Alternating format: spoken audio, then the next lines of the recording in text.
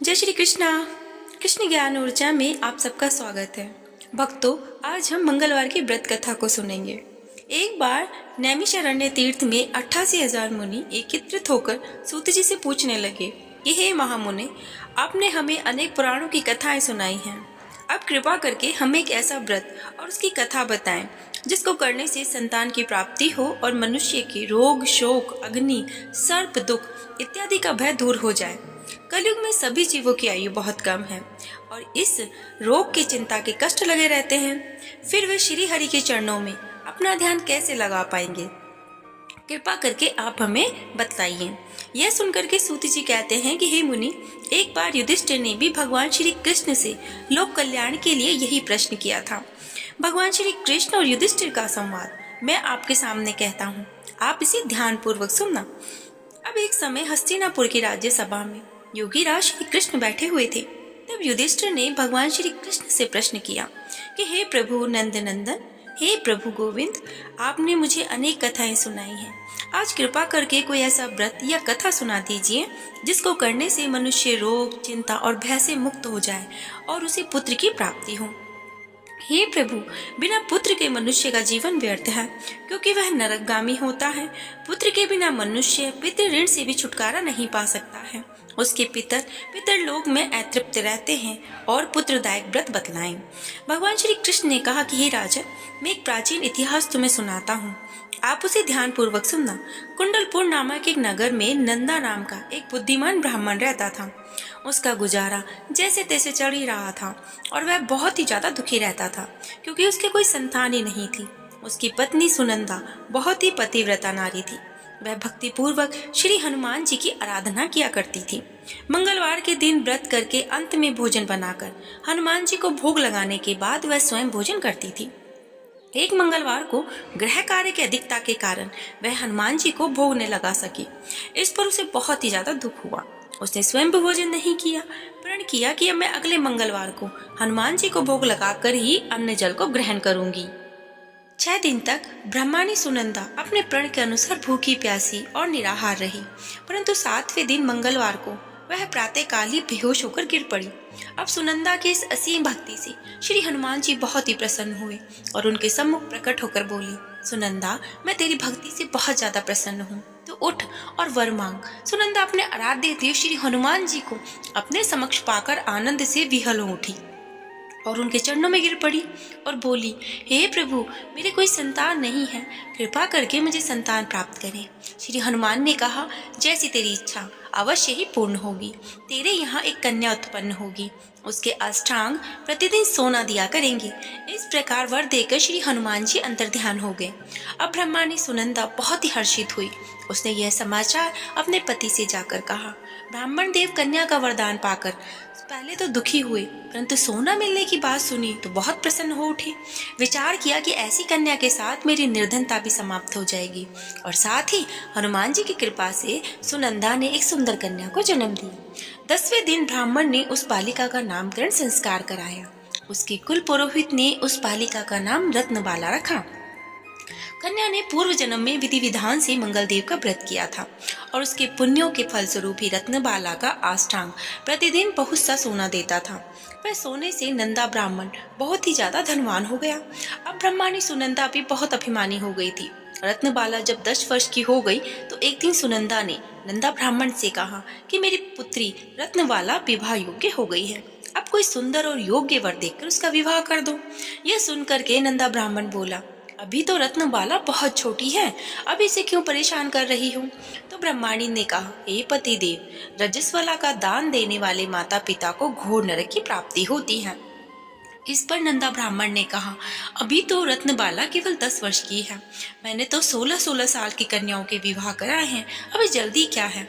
इस पर सुनंदा ने कहा, आप ये सारे तर्क लोभ के कारण दे रहे हो, आपको तो शास्त्रों के आदेश का पालन करना चाहिए। नंदा ब्राह्मण के पास अपनी पत्नी की बात का कोई जवाब नहीं था। वह बोला, ठीक है, मैं कल योग्य वर की तलाश में अपना दूध भेज दूंगा। दान भी सुपात्र को ही दिया जाता है। दूसरे दिन ब्राह्मण ने दूत को बुलाया और बेटी के लिए योग्य वर तलाशने की आज्ञा दी। अब दूत जो है स्वामी की आज्ञा पाकर वर खोजने के लिए निकल पड़ा। अनेक नगर घूमने के बाद उसे पपई नगर में एक सुंदर ब्राह्मण का युवक देखा जिसका नाम सोमेश्वर था। वह बहुत ही गुणवान था। दूत ने सुंदर और गुणवान ब्राह्मण पुत्र के बारे में अपने स्वामी को पूर्ण विवरण दे दिया। ब्राह्मण नंदा को भी सोमेश्वर अच्छा लगा। फिर एक शुभ मुहूर्त में विधि पूर्वक सोमेश्वर को कन्या का दान करके ब्राह्मण और ब्रह्माणी संतुष्ट हो गए। लोभी ब्राह्मण नंदा ने रत्नबाला का कन्यादान तो कर दिया, परंतु वह बहुत ही ज्यादा खिन्न था। उसने विचार किया कि रत्नबाला अब ससुराल चली जाएगी, इससे तो जो सोना मुझे मिलता था वह आगे नहीं मिलेगा। मेरे पास जो कुछ धन था वो इसके विवाह में खर्च हो गया और शेष कुछ बचा है वो कुछ दिन बाद समाप्त हो जाएगा। उसने विचार किया कि अब कोई ऐसा उपाय करूं कि रत्नबाला मेरे घर पर ही बनी रहे। आखिर उसने एक क्रूर निर्णय लिया। उसने विचार किया कि जब रत्नबाला का पति सोमेश्वर उसे अपने घर वापस ले जा रहा होगा तो उसे मार्ग में ही उसके पति का वध करवा देगा और अपनी पुत्री को घर वापस ले आएगा, जिससे नियमित रूप से उसे सोना भी मिलता रहेगा और समाज की नजर में भी वह बच जाएगा। अब सुबह हुई। नंदा और सुनंदा ने अपने जमातार पुत्री को बहुत सारा धन देकर विदा किया। सोमेश्वर अपनी पत्नी रत्नबाला को लेकर अपने नगर की तरफ चल दिया। ब्राह्मण नंदा ने पूर्ण निर्णय को कार्य रूप देने के लिए अपने दूत को मार्ग में अपने जमाई का वध करने के लिए पहले ही भेज दिया था। अब जो दूत था वो मार्ग में छुपकर बैठ गया और जैसे ही सोमेश्वर उसके छिपे स्थान पर पहुंचा, ब्राह्मण दूत के स्वामी की आज्ञा का पालन करते हुए सोमेश्वर का वध कर दिया और यह समाचार ब्राह्मण तक पहुंचा दिया।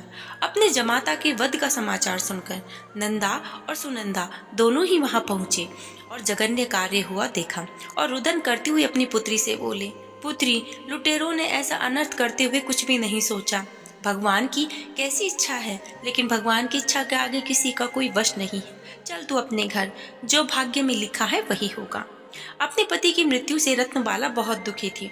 उसने मरने की ठान ली थी और विलाप करते हुए अपने माता पिता से सती होने की बात बताई। माता पिता ने बहुत समझाया पर वे नहीं मानी।